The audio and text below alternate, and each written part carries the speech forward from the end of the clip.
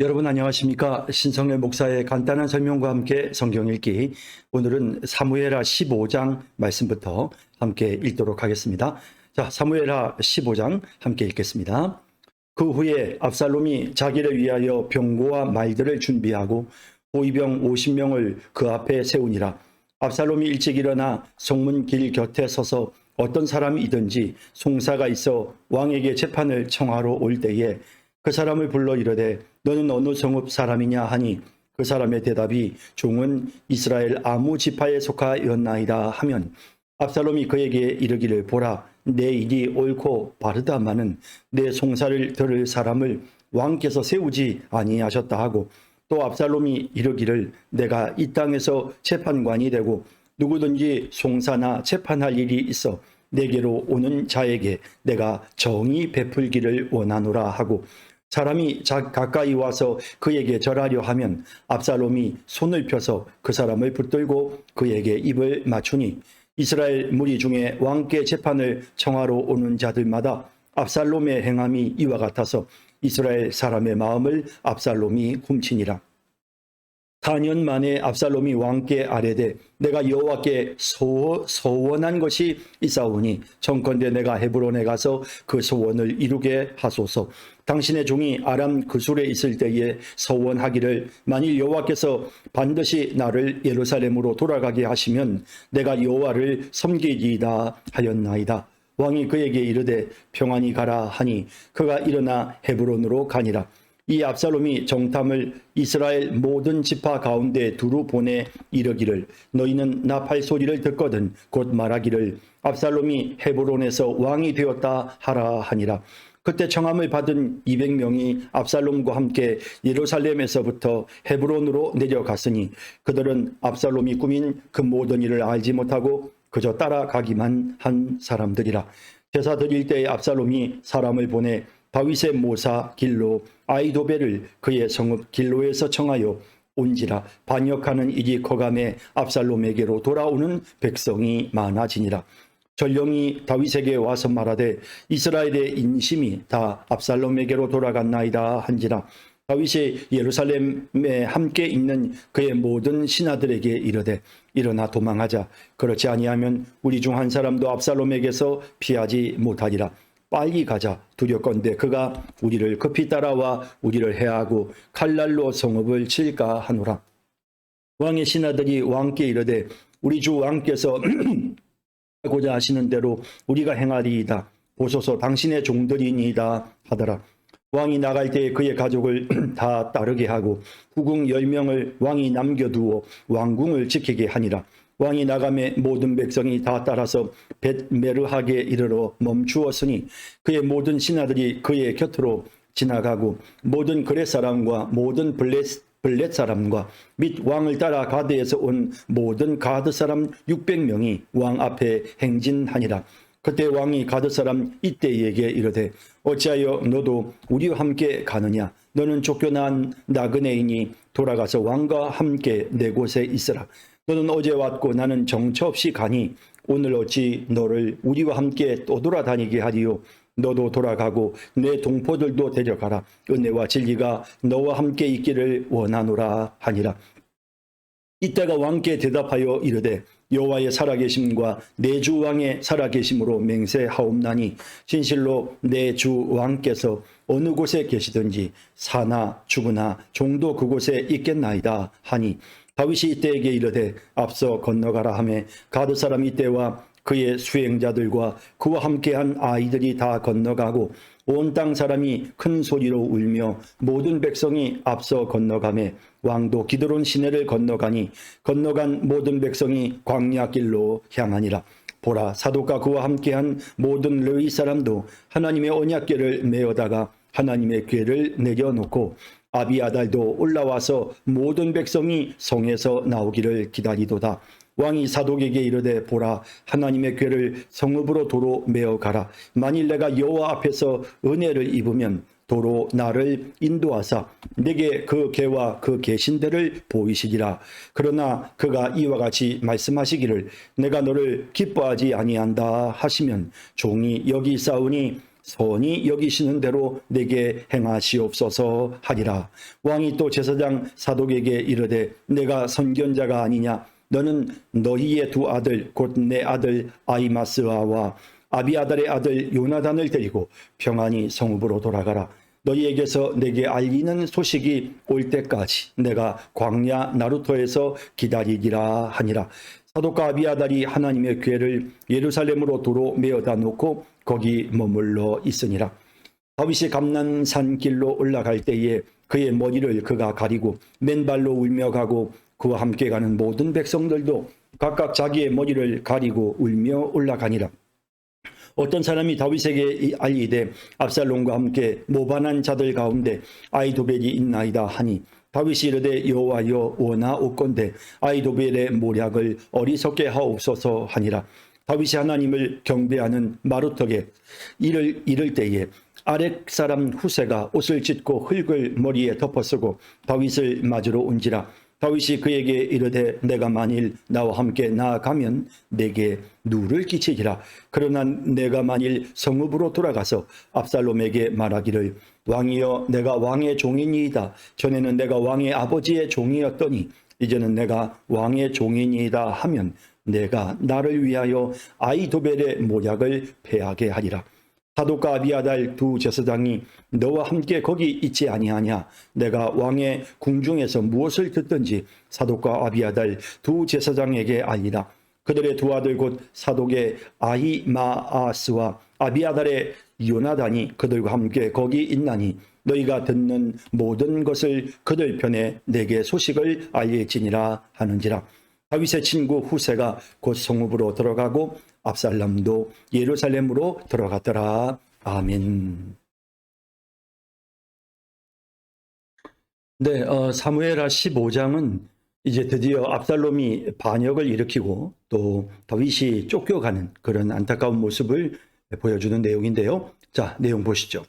그 후에 압살롬이 자기를 위하여 병거와 말들을 준비하고 보위병 50명을 그 앞에 세우니라.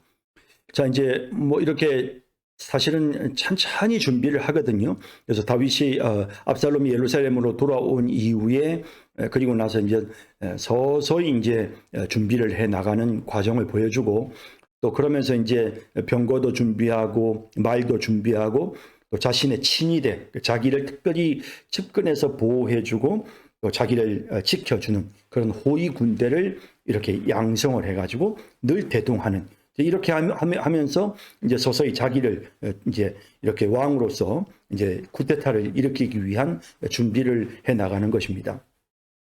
압살롬이 일찍이 일어나 성문길 이제 성문길 여기 이제 성문길이라는 것은 이제 예루살렘으로 들어가는 그 성문길 말합니다. 곁에 서서 어떤 사람이든지 송사가 있어 송사란 말은 이제 억울함을 호소하고 해결해 달라고 요청하는 일이었겠죠. 뭐 당시에 다윗이 끊임없이 이제 전쟁을 하고 있었고 또 그런 과정에서 또 이렇게 많은 세금이 부과되거나 혹은 또 전쟁에 차출되어 사람들이 동원되는 뭐 이런 과정 중에서 상당히 많은 이제 민원이 발생하고 또 그러다 보니 이제 이런 어떤 정당하게 절차에 따라서 왕에게 호소하는 이제 이런 이제 법적인 구제 과정이 있었겠죠. 뭐 그런 것을 위해서 예루살렘으로 찾아오는 사람들이 있었습니다. 어떤 사람이든지 송사가 있어 왕에게 재판을 청하러 올 때에 그 사람을 불러 이르되 너는 어느 성읍 사람이냐? 그걸 먼저 어느 성읍 사람이냐라고 물으면 그 사람의 대답이 종은 이스라엘 아무 지파에 속한나이다 하면 이렇게 이제 친분을 형성을 하는 거죠. 압살롬이 어떻게 사람들의 마음을 이렇게 환심을 사는지를 보여줍니다.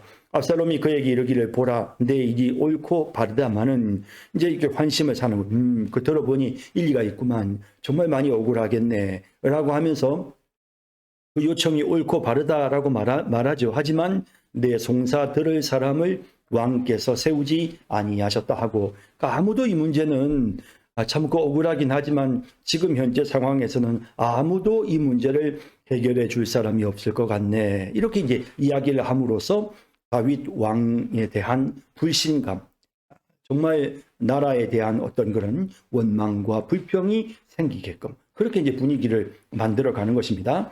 또 압살롬이 이르기를 내가 이 땅에서 재판관이 되고 누구든지 송사나 재판할 일이 있어 내게로 오는 자에게 내가 정의 베풀기를 원하노라 하고, 그래서 우리 다윗 왕은 지금 이렇게 제대로 그 백성들의 안타까운 사정을 돌보지 않지만 내가 앞으로 왕이 되어서 정말 정의를 베풀고 억울한 사람들의 문제를 해결해 주기를 원한다. 당신 같은 사람의 이런 안타까운 모습을 보니 내가 너무 마음이 아프고, 또 지금 현재 상황에서 왕이 이 문제를 해결해 줄 의사가 없고 의욕도 없고 능력도 안 되니 내가 왕이 되어서 여러분들의 그 모든 문제를 해결해 주기를 간절히 원한다. 이게 뭡니까? 이게 이제 결국에는 일종의 어떤 그 대권에 대한 이제 본인의 어떤 그런 야심을 표명하는 것이고, 또 그런가 하면 한편으로는 자기 세력을 결집하는, 그래서 억울하고 왕에 대한 미움이 있는 이런 사람들을 이렇게 환심을 사고, 그렇게 함으로써 어떤 하나의 어떤 정치적인 세력을 만들어 나가는 이런 어떤 압살롬의 계략이 나타나고 있습니다. 사람이 가까이 와서 그에게 절하려 하면 압살롬이 손을 펴서 그 사람을 붙들고 그에게 입을 맞추니, 그러니까 뭐 얼마나 겸손하고 또 얼마나 친절합니까? 또 이렇게 손을 펴서 붙들고 입을 맞춘다라는 것은 정말 친밀감을 느끼게끔 그렇게 하는 것입니다. 이스라엘 무리 중에 왕께 재판을 청하러 오는 자들마다 압살롬의 행함이 이와 같아서 이스라엘 사람의 마음을 압살롬이 훔치니라. 자, 이제 이렇게 해서 사람들의 마음을 하나씩 도둑질하는, 그래서 자기에게로 마음이 향하게끔 만드는 이런 압살롬의 악한 의도, 이런 어떤 정치적인 음모, 뭐 이런 것들이 나타나죠. 자, 보십시다. 4년 만에 압살롬이 왕께 아뢰되, 자, 이제 4년이라고 하는 것은 압살롬이 이제 그술에서 예루살렘으로 돌아온 이후에 이제 아버지와 화해를 하잖아요. 그래서 처음에 2년 동안은 화해하지 않았지만 이제 이 요압이 중재를 해서 다윗이 이제 압살롬을 불러서 서로 입맞추고 화해를 했던, 그리고 난 다음 4년이라는 세월 동안 압살롬이 계속해서 이런 쿠데타를 준비하는 것입니다. 압살롬이 왕께 아뢰되 내가 여호와께 소원한 것이 있사오니 청하건대 내가 헤브론에 가서 그 소원을 이루게 하소서. 자, 헤브론은 어떤 곳입니까? 사실 이제 헤브론은 이제 이 압살롬의 고향, 태어났던 고향이기도 하고, 또 다윗이 이제 제일 처음에 유다를 통치할 때 유다의 통치의 거점이 되었던 곳이 바로 헤브론이죠. 지도 잠깐 보시면 여기 이제 이 남쪽에 있는 헤브론, 사실 이제 이 헤브론은 다윗이 처음 이제 7년 6개월 동안 남쪽 유다를 통치를 하잖아요. 7년 6개월 동안 남쪽 유다 지역을 통치할 때 헤브론이 실제적으로 어떤 유다의 수도와 같은 그런 역할을 하거든요. 자, 이제 그랬던 것인데 다윗이 이제 통일 왕국의 왕이 된 이후에 제일 먼저 했던 것이 이 예루살렘을 이제 수도로 삼는 거였거든요. 그러니까 이제 이 예루살렘이 수도가 되어서 헤브론에서부터 이제 수도가 예루살렘으로 옮겨왔으니, 그런 의미에서 이 헤브론 사람들은 뭔가 이렇게 다윗의 어떤 그런 결정이나 이런 거에 대해서 뭔가 좀 섭섭한 그런 마음들이 있었을 가능성이 높죠. 그러니까 이 압살롬이 헤브론을 거점으로 삼는 것입니다. 그래서 뭐 정치하는 사람들이 보면, 뭐 대권의 꿈을 갖고 있는 사람들이 보면 항상 거점 도시가 있잖아요. 그런데 자기가 생각할 때 피해를 입고 정말 기존의 어떤 그런 기존의 어떤 정권으로부터 상당히 어떤 소외가 되어졌던 이런 지역을 거점으로 삼으려는 그런 이제 의도들을 보게 되죠. 마찬가지였습니다. 압살롬도 역시 헤블론으로 가게 되는데 다윗이 그때까지도 이런 압살롬의 그런 정치적 야심을 전혀 이제 알지를 못했던 것입니다. 그래서 이제 압살롬은 다윗에게 이렇게 요청하죠. 내가 헤브론에 가서 그 소원을 이루게 하소서. 당신의 종이 아람 그술에 있을 때에 소원하기를 만일 여호와께서 반드시 나를 예루살렘으로 돌아가게 하시면 내가 여호와를 섬기리이다 하였나이다. 이제 뭐 이렇게 섬긴다는 것은 뭡니까? 어떤 하나님께 뭔가 소원을 하고 헤브론에 가서 하나님이 나를 예루살렘으로 돌아오게만 해주신다면 내가 이제 헤브론에 가서 하나님 앞에 소원제를 드리겠습니다. 하나님 앞에 감사의 제사를 드리겠습니다. 이렇게 이제 약속한 일이 있다고 이제 다윗을 설득을 하는 거죠. 왕이 그에게 이르되 평안히 가라 하니 그가 일어나 헤브론으로 가니라. 전혀 다윗이 분별을 하지 못하고 상황 파악을 못하고 있습니다. 이 압살롬이 정탐을 이스라엘 모든 지파 가운데 두루 보내 이르기를 너희는 나팔 소리를 듣거든 곧 말하기를 압살롬이 헤브론에서 왕이 되었다 하라 하니라. 자, 이제 이스라엘 12지파 각 지파에 정탐을 보냅니다. 이제 정탐이란 어떤 이렇게 비밀 요원들이죠. 그래서 가서 그 각 지파의 사람들의 마음을 모아서 이제 이 쿠데타가 시작이 되는데 이 쿠데타에 함께 가담하자. 나와 같이 뜻을 합하자라고 이렇게 제의하는 이런 어떤 정치적인 어떤 그런 이렇게 기록 이런 어떤 그런 정치적인 활동을 지금 하기 위해서 정탐을 보낸 것입니다. 스파이들을 보낸 것입니다. 그때 청함을 받은 200명이 압살롬과 함께 예루살렘에서부터 헤브론으로 내려갔으니 자, 이 상황에서 이제 처음 예루살렘으로부터 200명이 압살롬과 함께 헤브론으로 내려갔는데 그 사람들은 처음에 이런 압살롬의 의도를 알지 못했습니다. 상당히 유력한 사람들이었겠죠. 그들은 압살롬이 꾸민 그 모든 일을 알지 못하고 그저 따라가기만 한 사람들이라. 처음에는 이렇게들 사람들이 모여졌던 것 같고요. 제사 드릴 때 압살롬이 사람을 보내 다윗의 모사 길로 사람 아히도벨을 그의 성읍 길로에서 청하여 온지라. 자, 이제 이 아히도벨이라고 하는 사람이 등장을 하는데 이 사람은 대단한 책략가인 거죠. 이제 압살롬이 반역을 일으키는 데 있어서 그 모든 그 반역의 모의에 있어서 지혜를 제공하는, 그래서 전략을 짜고 그 계획을 추진해 나가는 그런 어떤 이 압살롬의 브레인, 뇌의 역할을 하는 그런 인물이 바로 아히도벨이거든요.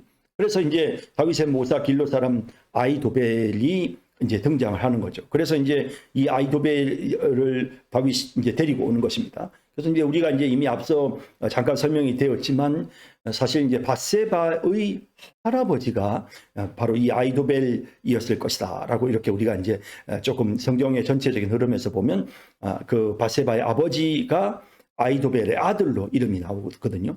그러니까 이제 이런 상황을 보면 밧세바의 사건을 통해서 다윗에 대한 신뢰가 사라진 아히도벨이 이제 압살롬을 지원하는 상황이 되었겠구나 하는 사실을 우리가 느낄 수가 있습니다. 자, 이래서 이제 굉장한 책략가였던 아히도벨도 압살롬의 편에 서게 되죠. 이러다 보니까 이제 처음에는 뭣도 모르고 따라왔던 불의의 사람들이 한 사람 한 사람 이제 압살롬의 그런 어떤 정치적인 수완에 그만 이 쿠데타에 정식으로 가담이 되어지고, 특히 아히도벨이 이 대열에 합류함으로써 굉장히 막강한 세력으로, 그리고 그동안 4년 동안 탄탄히 준비했던 이 아히도벨의 어떤 그런 인맥 관리들이 결국 이제 빛을 발하게 되는 것입니다. 그래서 아히도벨을 그의 성읍 길로에서 청하여 온지라 반역하는 일이 커가매 압살롬에게로 돌아오는 백성이 많아지니라. 자, 점점 반역이 커져가죠. 전령이 다윗에게 와서 말하되 이스라엘의 인심이 다 압살롬에게로 돌아갔나이다 한지라. 다윗이 예루살렘에 함께 있는 그의 모든 신하들에게 이르되 일어나 도망하자. 그렇지 아니하면 우리 중 한 사람도 압살롬에게서 피하지 못하리라. 빨리 가자. 두렵건대 그가 우리를 급히 따라와 우리를 해하고 칼날로 성읍을 칠까 하노라. 자, 이제 이것도 조금 사실은 이제 우리가 볼 때는 조금은 좀 이해가 좀 안 되는 부분일 수 있어요. 왜냐하면 이제 다윗이 이 정보를 알았습니다. 이스라엘의 인심이 압살롬에게로 돌아갔다는 이와 같은 상황을 알게 되었습니다. 그랬을 때 다윗이 뭐 어떤 조치를 취합니까? 가서 맞붙어 싸우자, 혹은 이 수도 예루살렘을 지키자, 이렇게 하지 않고 도망하자라고 말하거든요. 그렇지 아니하면 우리 중 한 사람도 압살롬에게 피하지 못할 것이다. 빨리 가자. 두렵건대 그가 우리를 급히 따라와 우리를 해하고 칼날로 성읍을 칠까 하노라. 자, 이제 여기에서 이제 다윗의 의도가 나타나죠. 사실 싸워볼만 하고 충분히 싸울 수 있는 그런 어떤 역량이나 능력을 갖추고 있는 다윗이지만 지금 이 모든 상황이 자신의 범죄로 인하여 결국 이루어지게 되는, 자신이 적절하게 이 암논의 잘못을 취해주지 않았기 때문에 다말이 피해를 입고 압살롬이 앙심을 품고 결국 그 모든 과정에서 다윗이 압살롬을 잘 마음을 풀어주지 못한 까닭으로 이런 일들이 일어나게 되었고 그게 이제 하나의 어떤 그런 원인이죠. 중요한. 그러나 그 이면에 더 깊은 원인은 다윗이 범죄를 저지름으로써 영적으로 무지해지고 판단력이 흐려지고 그러면서 사탄이 틈타게 되고 결국에는 이 일이 일어나게 됐거든요. 그러니까 이 모든 상황이 자신의 잘못 때문임을 본인이 인식하고 있고 무엇보다도 중요한 것은 이로 인하여 지금 성읍을 치게 되면 그래서 다윗이 지금 예루살렘에 있는데 예루살렘 성읍을 치게 되면 예루살렘에 있는 수많은 백성들이 죽게 되는 그래서 백성들이 입을 피해 그러니까 뭐 압살롬과 다윗이 서로 전쟁을 하지만 결국 이 전면적인 전쟁을 하게 되어졌을 때 피해를 입는 것은 사실 백성들이거든요. 수많은 백성들이 죽을 수밖에 없잖아요. 그런 상황이기 때문에 그래서 그 상황을 막기 위해서 그냥 다윗이 도망침으로써 예루살렘을 내어줌으로써 예루살렘에 있는 무고한 백성들이 지혜를 입는 일이 없도록 하려고 하는 그런 다윗의 의도를 우리가 느끼게 되는 것입니다. 왕의 신하들이 왕께 이르되 우리 주 왕께서 하고자 하시는 대로 우리가 행하리이다. 보소서 당신의 종들이니이다 하더라. 이렇게 해서 이제 다윗이 요청하는 대로 왕이 지금 요구하는 대로 그 신하들도 이제 그대로 따라가는 이런 모습을 보게 되는 것입니다. 왕이 나갈 때에 그의 가족을 다 따르게 하고 후궁 10명을 왕이 남겨두어 왕궁을 지키게 하니라. 자, 이제 이렇게 해서 이제 다윗이 드디어 이제 예루살렘을 떠나게 되는데요. 왕이 나감에 모든 백성이 다 따라서 벳메르하게 이르러 멈추어 서니. 자, 그래서 이제 이 먼 곳으로 이제 사실 이 벳메르하기라고 하는 이 말의 뜻은 이 궁으로부터 멀리 떨어져 있는 그러니까 예루살렘이라고 하는 도시 안에 있지만 좀 외진 곳에 있는 이제 그런 곳에 이르러 멈추어 서니 그의 모든 신하들이 그의 곁으로 지나가고 모든 그렛 사람과 모든 블렛 사람과 및 왕을 따라 가드에서 온 모든 가드 사람 600명이 왕 앞으로 행진하니라. 자, 그래서 이제 이런 사람들이 이제 다윗을 이렇게 호위해서 이제 다윗이 나아가는 가운데서도 이제 다윗을 이제 보호하는 것이죠. 그때에 왕이 가드 사람 이때에게 이르되 이제 참 다윗을 위해서 충성을 다한 사람들 중에는 이렇게 이방 사람들이 참 많았는데 물론 이제 이방인이라고 해도 이 사람들은 완전히 할례를 받고 이제 이스라엘 백성이 된 사람들이죠. 뭐 우리아의 아내 우리아라든지 또 여기 나오는 가드 사람 이때도 마찬가지인데요. 이르되 어찌하여 너도 우리와 함께 가느냐 너는 쫓겨난 나그네이니 돌아가서 왕과 함께 내 곳에 있으라. 이제 쫓겨난 나그네란 말은 이 가드는 원래 블레셋의 수도잖아요.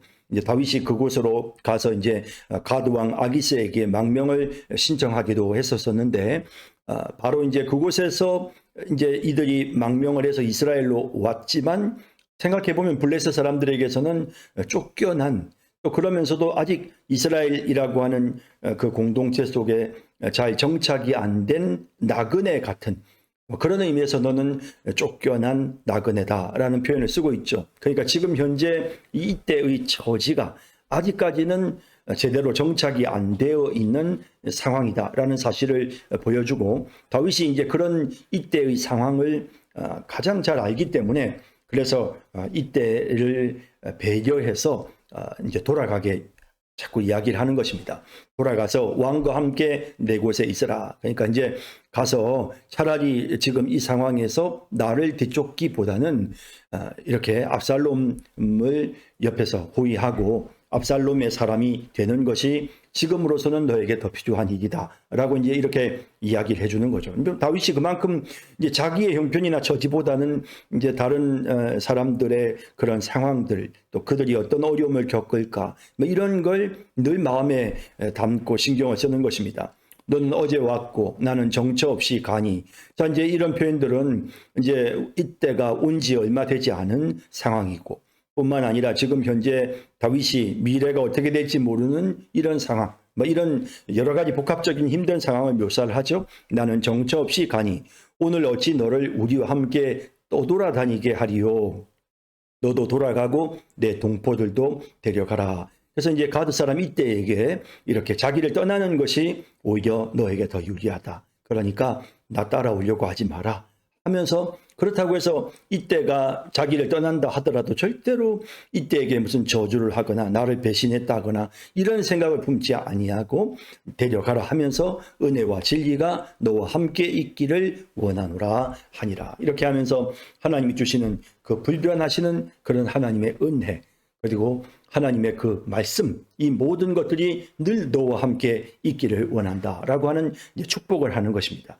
자, 그렇지만 이제 이때의 마음은 굉장히 아주 다윗을 향한 충성심에 불타고 있었고요. 그래서 이때가 왕께 대답하여 이르되 여호와의 살아계심과 내 주 왕의 살아계심으로 맹세하옵나니 진실로 내 주 왕께서 어느 곳에 계시든지 사나 죽으나 종도 그곳에 있겠나이다. 끝까지 뜻을 굽히지 않습니다.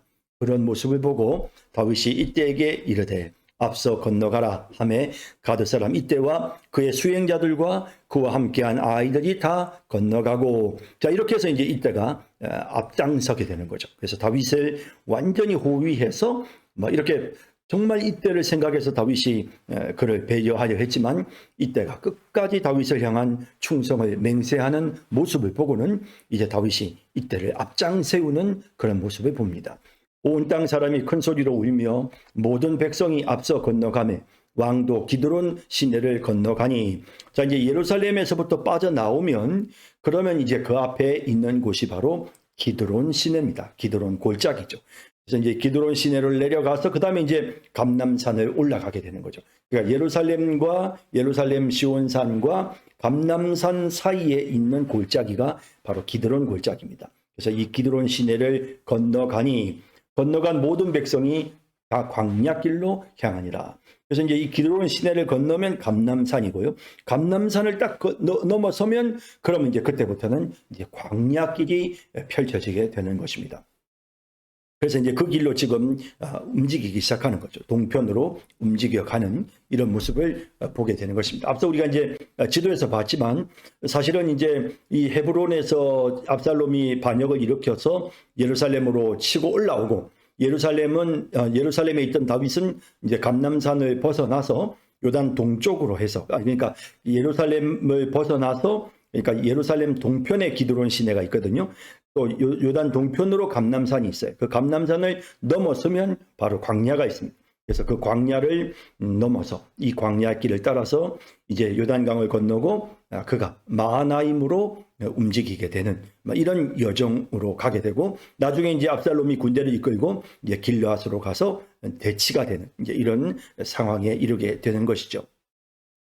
자, 보라, 사독과 그와 함께한 모든 레위 사람도 하나님의 언약궤를 메어다가 하나님의 궤를 내려놓고, 자, 이제 이건 굉장히 중요한 사건입니다. 이제 사독을 비롯한 레위 사람들이 다윗의 끝까지 뒤따라가는 것이죠. 하나님의 언약궤를 메어다가 하나님께서 다윗과 함께 하신다. 그러니까 너무나도 이 언약궤는 아주 중요한 상징성을 갖고 있잖아요. 그러니까 이 언약궤가 다윗과 함께 있다는 것은 하나님이 다윗과 함께 있다라는 사실을 백성들에게 보여주는 거거든요. 그런 의미에서 다윗에게 하나님의 언약궤가 함께 동행하는 것은 굉장히 큰 힘이 될 수 있는 거죠. 그래서 이제 제사장이었던 사독이 그와 함께한 모든 레위 사람들과 함께 하나님의 언약궤를 메어다가 하나님의 궤를 내려놓고 아비알 아달도 올라와서 모든 백성이 성에서 나오기를 기다리도다. 자, 그래서 이제 여기 보면 이 사독과 아비아달은 둘 다 대제사장이죠.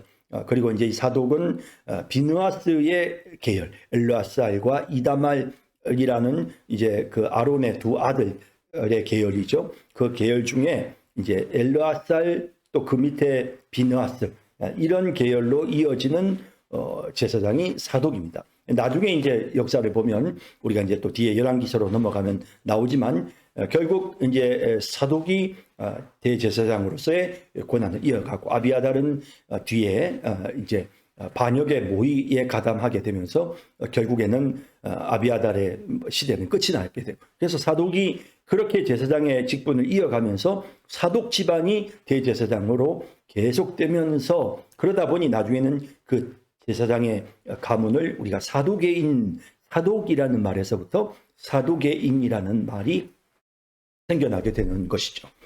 자, 이제 이렇게 해서 이제 아비아달도 올라와서 모든 백성이 성에서 나오기를 이제 기다립니다. 왕이 사독에게 이르되 보라, 하나님의 궤를 성읍으로 도로 메어 가라. 자, 다윗이 이제 이 사독에게 궤를 성읍으로 도로 메어 가도록 명령을 하고 있습니다. 만일 내가 여호와 앞에서 은혜를 입으면 도로 나를 인도하사 내게 그 궤와 그 계신 데를 보이시리라. 그러니까 이 언약궤를 가지고 오려고 하는 생각을 내려놓고 자신이 비록 죄로 인하여 이런 어려운 일을 겪지만 하나님이 자비를 베푸시고 내 죄를 용서해 주실 때에 내가 다시 언약궤가 있는 예루살렘에서 하나님을 배웠고 하나님께 경배할 수 있다라고 하는 그런 소망과 믿음이 그의 마음속에 있었던 것이죠. 그래서 언약궤를 그냥 예루살렘에 머물러 두는 것입니다. 하나님 반드시 나로 하여금 다시 이곳으로 오게 하시리라 하는 기대를 갖고 있는 거죠.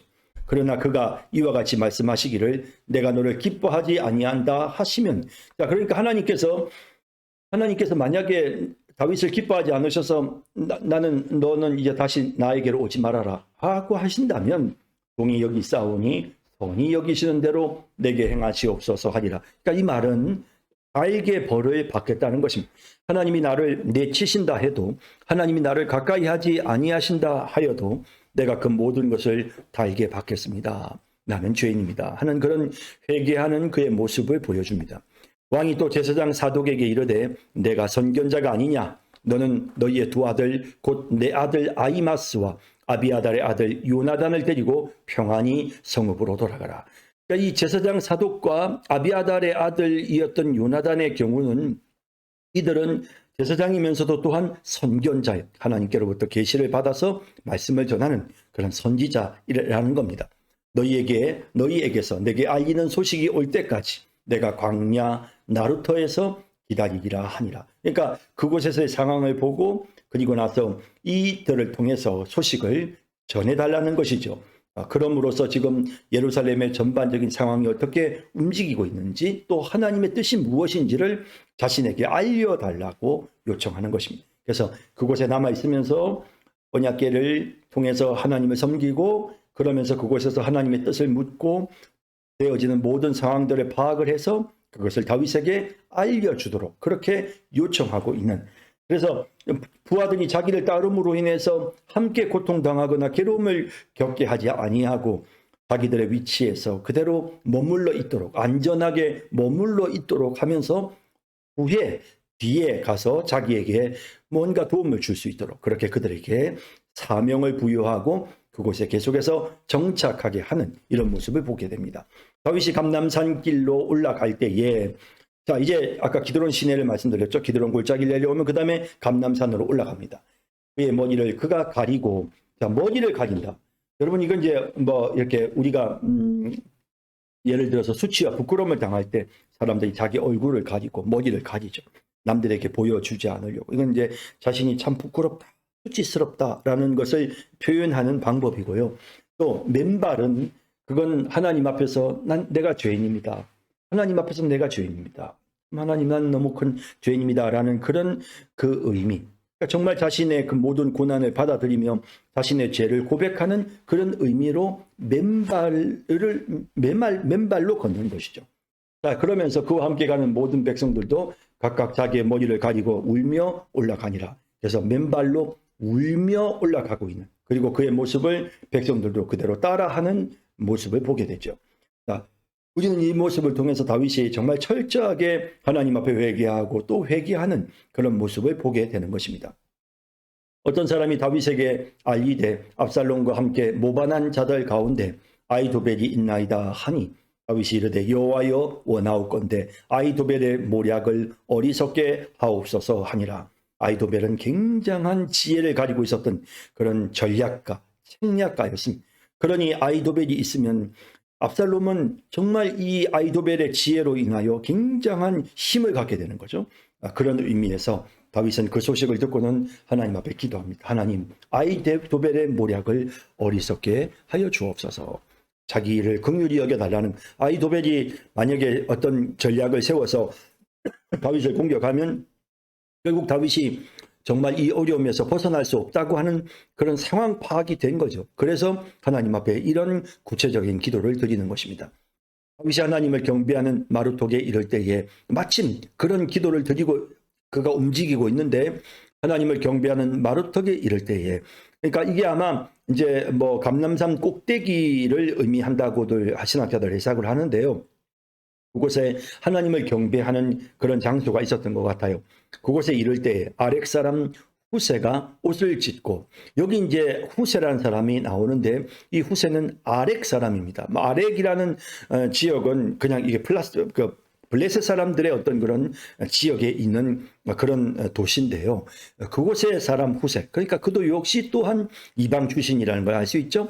이런 아렉 사람 후세가 옷을 찢고 흙을 머리에 덮어 쓰고 다윗을 맞으러 온지라.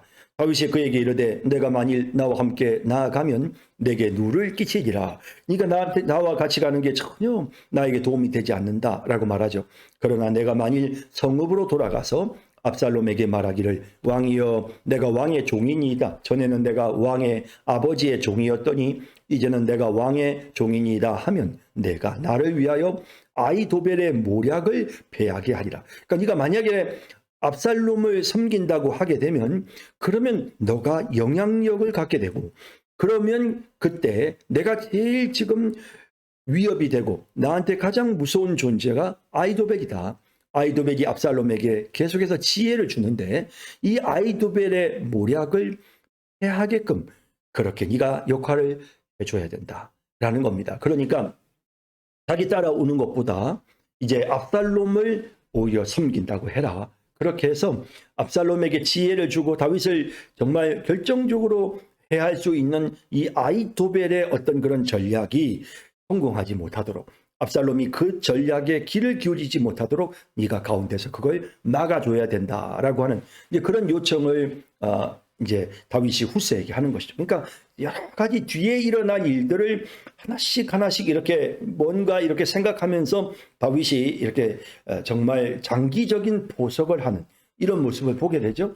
자, 이런 모든 과정이 그가 하나님 앞에서 자기를 되돌아보고 이런 어려움 속에서도 하나님 백성들의 안위를 생각하고 자기 부하들의 안위를 생각하고 자신의 잘못임을 하나님 앞에 회개하고 뉘우칠 때에 하나님이 다시 그에게 지혜를 주시는 거죠. 그러니까 하나님이 주시는 지혜로 지금 이 어려움 속에서도 하나씩 지금 미래를 도모하면서 그러면서 이제 문제를 풀어나가는 이런 과정을 보게 되는 것입니다.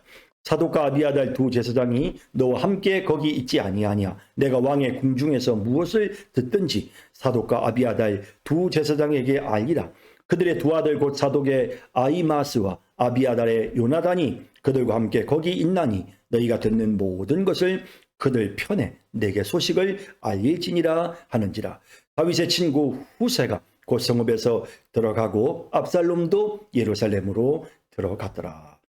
자, 정말 절망적인 상황에서 다윗이 예루살렘으로부터 쫓겨나서 도망치는 그런 신세였지만 다윗에게 은혜를 입은 이들, 이스라엘을 향하여 충성을 다하는 이들이 이제 예루살렘으로 들어가는, 그러면서 이제 다윗을 도우려고 하는 이런 모습을 보게 되죠. 그러니까 진짜 절망적인 상황이고 자기가 정말 모든 걸 다 내려놓고 포기한 상황이지만 하나님께서 주변의 여러 가지 상황들을 통해서 다윗을 그 어려움 속에서 건져내시기 시작하시는 이런 과정들을 우리가 보게 되는 것입니다.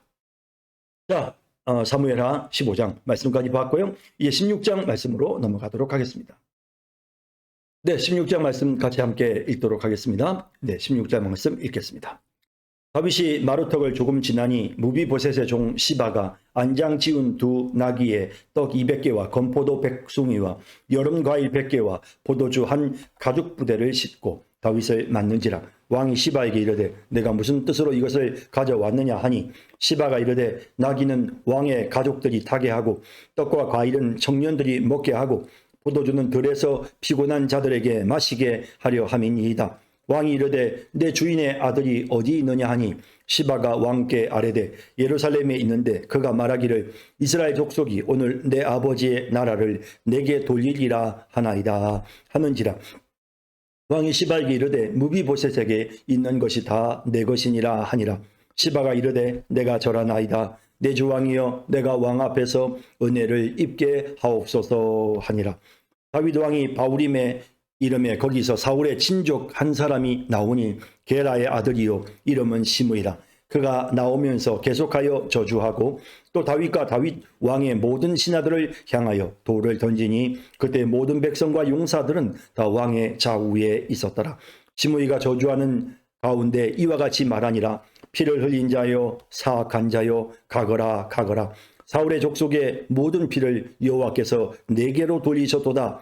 그를 이어서 내가 왕이 되었으나 여호와께서 나라를 내 아들 압살롬의 손에 넘기셨도다.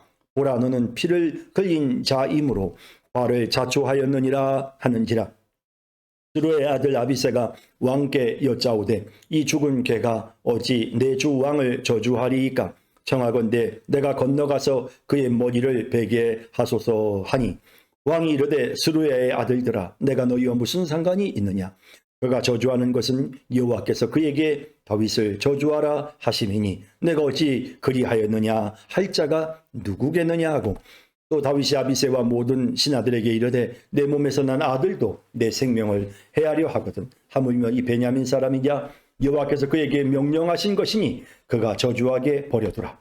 혹시 여호와께서 나의 원통함을 감찰하시리니 오늘 그 저주 때문에 여호와께서 손으로 내게 갚아주시리라 하고 다윗과 그의 추종자들이 길을 갈 때에 시므이는 산비탈로 따라가면서 저주하고 그를 향하여 돌을 던지며 먼지를 날리더라. 왕과 그와 함께 있는 백성들이 다 피곤하여 한 곳에 이르러 거기서 쉬니라.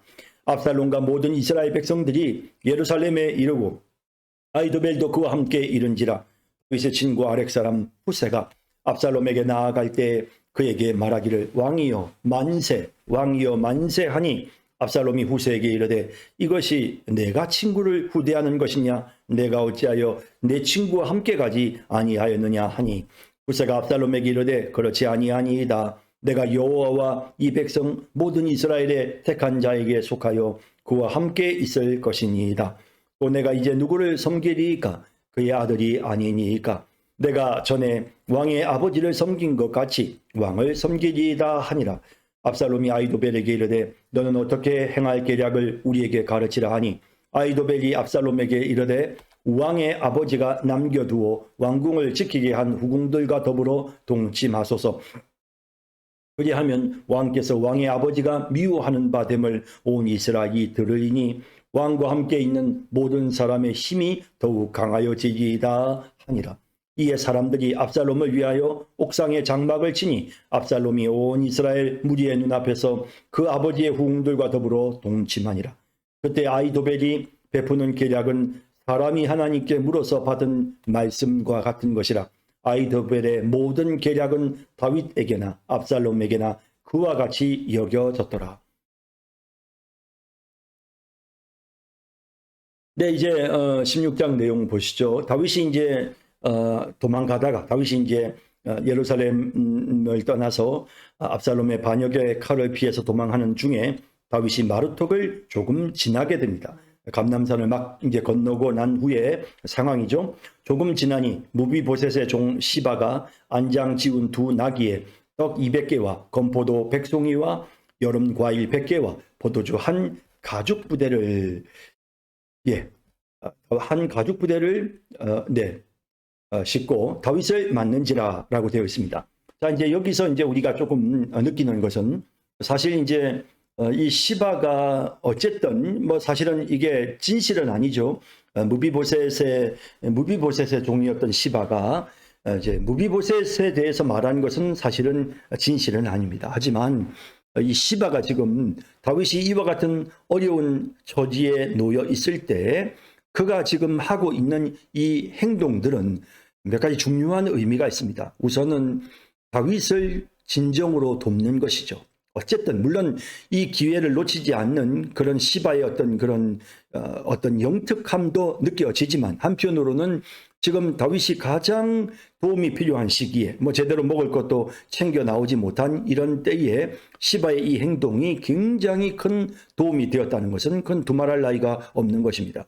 그리고 또 이 시바에게 있어서 적어도 다시금 다윗이 왕권을 회복하게 될 것이다라는 사실에 대한 그런 분명한 믿음이 있었던 것이죠. 그러니까 지금 이런 행위를 하게 되는 것이죠. 그러니까 시바는 자신의 어떤 그런 인간적인 욕심에 무비보셋을 아주 나쁜 사람으로 그렇게 만드는 죄를 범하지만 그럼에도 불구하고 시바에게 있어서 좋은 면은, 긍정적인 면은 그가 정말 진정으로 다윗을 돕고자 했다는 것과 그리고 하나님께서 다윗을 다시 왕의 자리로 복귀시키실 것을 분명하게 믿을 수 있는 그 시대적 상황에서는 불가능해 보였지만 그러나 시바는 미래를 바라보면서 그런 믿음을 가지고 다윗을 지금 돕고 있는 이런 모습을 우리가 보게 되는 것입니다.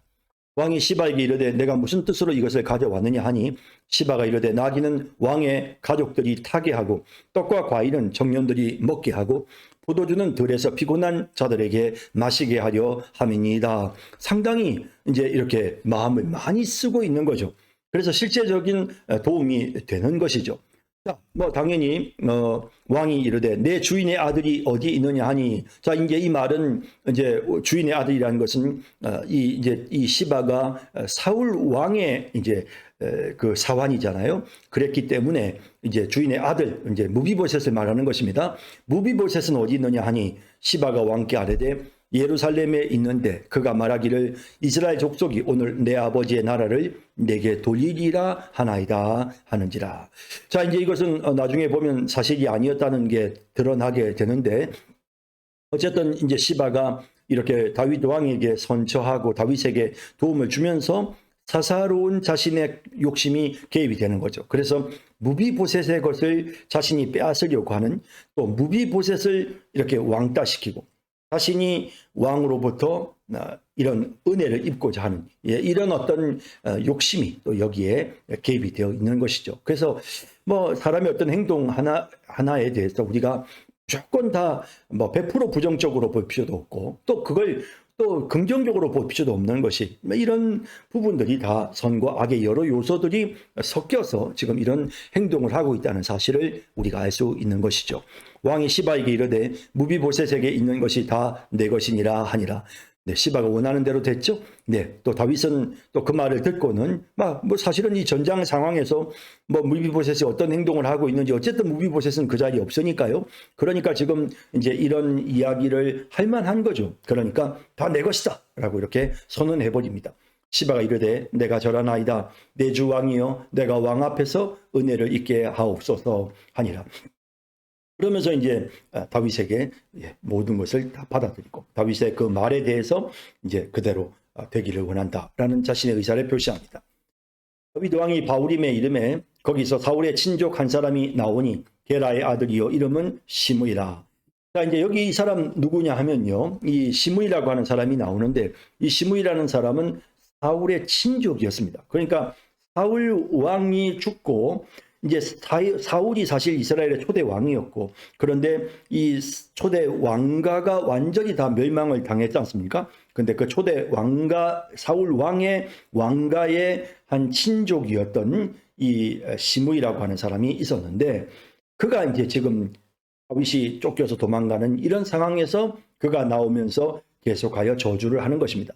어쨌든 이 사울 계열에 있는 사람들은 사울이 늘 다윗에게 대하여 안 좋은 말을 했고 다윗이 역적 용모를 꾸미고 있고 자기를 해하려고 했고 여러 가지 안 좋은 명분을 붙여서 다윗을 늘 공격을 했기 때문에 이 게라의 아들 시므이도 역시 다윗에 대해 사울이 말한 대로 그렇게 인식하고 있는 거죠. 그러면서 이제 다윗에 대해 부정적인 생각을 갖고 있던 차에 다윗이 이제 압살롬의 칼을 피해 도망치는 이런 상황이 되어지니까 이 사람이 성격이 아주 급하고 외향적인 이런 사람이었던가 보죠. 그러니까 시므이가 이제 저주를 하는 것입니다. 그가 나와서 계속하여 저주하고 다윗을 향하여 저주합니다. 또 다윗과 다윗 왕의 모든 신하들을 향하여 돌을 던지는 이런 무례한 행동을 하는 것이죠. 그러니까 너희는 이제 끝장이다 라고 하면서 멸시하는 행동을 하는 겁니다. 그때 모든 백성과 용사들은 다 왕의 좌우에 있는데 겁없이 이런 행동을 합니다. 시므이가 저주하는 가운데 이와 같이 말하니라. 피를 흘린 자여, 다윗을 향해서 말하는 거죠. 피를 흘린 자여, 사울을 죽인 자다 이 말이죠. 사악한 자여, 가거라 가거라, 왕위를 빼앗은 자라는 거죠. 그러면서 꺼져라 꺼져라 이제 이런 식으로 정말 표현을 하는 거죠. 다윗의 입장에서는 되게 이건 사실 아니잖아요, 사실. 그런데도 불구하고 사울의 족속의 모든 피를 여호와께서 내게로 돌리셨도다. 네가 사울 족속에게 행한 악으로 인하여 심판받는 것이다 라고 이제 이렇게 시므이가 다윗을 저주하는 것입니다. 그를 이어 내가 왕이 되었으나 여호와께서 나라를 내 아들 압살롬의 손에 넘기셨도다. 보라, 너는 피를 흘린 자이므로 화를 자초하였느니라 하는지라. 그러니까 죄값을 치르게 됐다는 거죠. 그런 표현을 씁니다. 그러자 이제 스루야의 아들 아비새는 이제 요압의 동생이죠. 요압 장군의. 그래서 이제 이 아비새가 왕께 여짜오되 이 죽은 개가 아주 화가 났습니다. 어찌 내 주왕을 저주하리이까? 청하건대 내가 건너가서 그의 머리를 베게 하소서. 이제 죽여 없애버리겠다는 거죠. 왕이 이르되 스루의 아들들아, 내가 너희와 무슨 상관이 있느냐. 그러니까 이 아사엘은 이미 죽었지만 이 아비새와 요압을 향해서 말합니다. 내가 너희와 무슨 상관이 있느냐. 그러니까 여기에 대해서 너희가 무슨 나를 생각하는 것처럼, 나를 위해 주는 것처럼 그러지 말라는 거죠. 그가 저주하는 것은 여호와께서 그에게 다윗을 저주하라 하심이니 내가 어찌 그리하였느냐 할 자가 누구겠느냐 하고. 그러니까 여호와께서 저주하라 하셨기 때문에 다윗을 저주하는 거지. 하나님이 허락하지 아니하셨는데 어떻게 저 시므이가 지금 나한테 와서 저런 욕을 할 수 있겠느냐. 이건 다 하나님이 허락하신 것이다 라고 말하면서 자기를 돌아보는 것이죠. 그러니까 이 모든 것이 저런 배은망덕한 인간이, 저런 못된 인간이 있나 라고 하는 어떤 그런 나쁜 악한 원수를 갚으려는 복수심이나 감정적인 대응을 한 것이 아니고 이 모든 것이 다 하나님의 손 안에서 이루어지는 것이고 이 모든 발단이 바로 자기 자신에게 있음을 느끼면서 그러면서 하나님을 바라본 것이죠. 그러니까 나를 힘들게 하는 그 사람에게 주목한 것이 아니라 나를 힘들게 하는 그 사람 이면에 이 모든 상황을 역사해 가시는 하나님의 의도가 무엇인지를 먼저 생각하는 것입니다. 내가 어찌 그리하였느냐 할 자가 누구겠느냐. 이렇게 시므이가 하나님의 뜻을 따라서 다윗을 저주한 것인데 어떻게 시므이를 나무랄 수가 있겠느냐라는 이야기입니다. 또 다윗이 아비새와 모든 신하들에게 이르되 내 몸에서 난 아들도 내 생명을 해하려 하거든 하물며 이 베냐민 사람이냐. 여호와께서 그에게 명령하신 것이니 그가 저주하게 버려두라. 모든 고난을 다윗이 지금 달게 받고 있고 그 이면에 계신 하나님의 그 권위를 인정하고 순응하는, 그 고난 속에서도 순응하는 다윗의 모습을 볼 수 있는 것입니다. 혹시 여호와께서 나의 원통함을 감찰하시리니 오늘 그 저주 때문에 여호와께서 손으로 내게 갚아주시리라 하고, 그러니까 오히려 이렇게 힘들고 고통스러운 이런 일을 자기가 감수하면 하나님께서 내 모습을 보시고 하나님이 혹시 자비를 베푸시지 않을까. 내가 이렇게 억울함을 겪고 원통함을 겪는 걸 보시고 하나님이 나를 좀 불쌍히 여겨주시지 않을까 하는 그런 하나님의 자비를 구하는 그런 겸손한 마음으로 하나님을 지금 의지하는 것입니다. 다윗과 그의 추종자들이 길을 갈 때에 시므이는 산비탈로 따라가면서 저주하고 그를 향하여 돌을 던지며 먼지를 날리더라. 사실 이제 시바 같은 경우는 다시 다윗이 돌아올 것을 바라볼 수 있는 보는 그런 미래에 대한 안목이 있었지만 이 시므이는 전혀 그런 안목이 없었던 거죠. 그러니까 지금 당장에 그냥 상황을 보고는 감정적으로 지금 행동을 하는 것입니다. 왕과 그와 함께 있는 백성들이 다 피곤하여 한 곳에 이르러 거기서 쉬니라. 자, 이제 다윗이 도망친다고 가는데 준비 없이 갑자기 움직이다 보니 얼마나 피곤하겠습니까? 자, 피곤하여 지금 머물러 있는, 더 멀리 가야 되는데 가지 못하는 이런 상황이 되어 있습니다. 자, 위기에 이럴 때 만약에 압살롬의 군대라도 들이닥치면 이제 끝나는 거죠. 압살롬과 모든 이스라엘 백성들이 예루살렘에 이르고 아히도벨도 그와 함께 이른지라. 이제 점령군이, 반란군이 이제 수도 예루살렘을 이제 차지했습니다. 다윗의 친구 아렉 사람 후세가 압살롬에게 나아갈 때 그에게 말하기를 왕이여 만세, 왕이여 만세하니. 자, 이 후세가 얼마나 지혜롭게 행동합니까? 지금 다윗이 시킨 그대로 마치 압살롬에게 충성이라 하는 것처럼 이렇게 지금 행동합니다.